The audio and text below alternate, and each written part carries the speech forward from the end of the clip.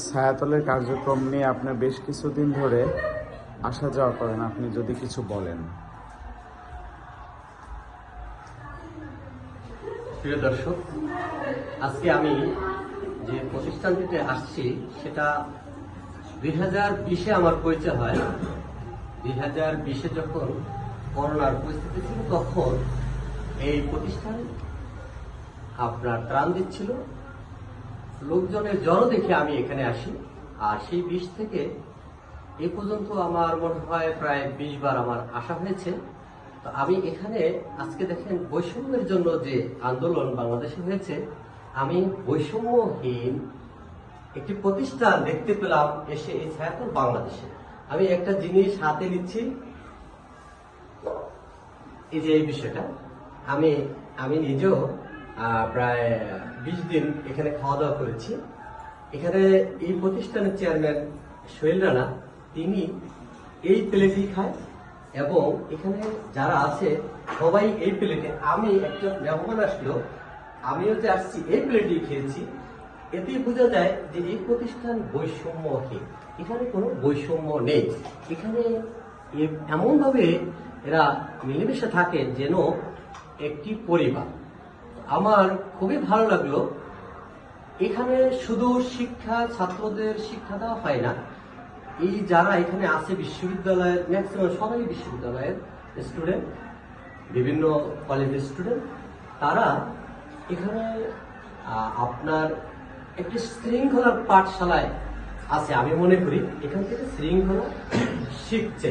আমি যেটা দেখতে পেলাম যে তারা যদি কোনো এনজিওতে যায় তাহলে তাদের শৃঙ্খলার কোনো অভাব হবে না।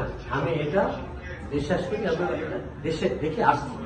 তো আমি আমি বলবো আজকে যে বাংলাদেশ সরকারের প্রতি আমি বলবো যে আপনারা সুবিধা বঞ্চিত শিশুদের জন্য আপনারা বিভিন্ন অনুদান দিয়ে থাকেন, বা বিশ্বের থেকে বিভিন্ন রাষ্ট্র থেকে অনেকে অনেক প্রতিষ্ঠানে অনুদান দেয়। আমি মনে করি যে এ সমস্ত প্রতিষ্ঠানকে যদি আপনারা অনুদান দেন তাহলে অবশ্যই আপনার সেটা জনকল্যাণমূলক হবে এবং সুবিধা বঞ্চিত শিশুদের জন্যই উপকারে আসবে। এবং এই যে শৃঙ্খলা আমি দেখলাম যে একটা পাঠশালার মধ্যে, যেখানে যারা স্বেচ্ছাসেবী রয়েছে মনে হয় যে তারা একটা শৃঙ্খলার পাঠশালায় এসে ভর্তি হয়েছে এবং শৃঙ্খলা, নিয়ম শৃঙ্খলা শিখছে। আমি সেটা দেখতে পেলাম এবং বৈষম্যবিহীন বাংলাদেশ চাচ্ছে সবাই।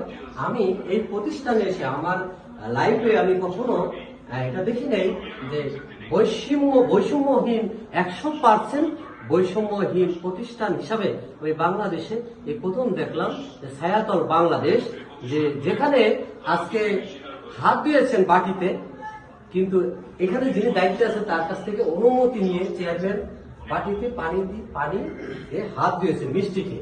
আমি সেখান থেকে বলতে পারি 100% বৈষম্যহীন প্রতিষ্ঠান, সেটা হলো ছায়াতল বাংলাদেশ। আমি সবসময় আমি তাদের ভবিষ্যৎ মঙ্গলময় ভবিষ্যৎ কামনা করি এবং সরকারের প্রতি আমার আহ্বান থাকবে এই প্রতিষ্ঠানকে আপনারা, আমি যেরকম 20 বছর এসে 2020 সাল থেকে এসে দেখে আজকে আমি নিজের ইচ্ছায় আমি বলছি যে আমি ছবি তুলবো, প্লাস আমি একটি কথা বলবো। আমি নিজের মন থেকেই কিন্তু আজকে আমি বলেছি, তারা কিন্তু বলেনি।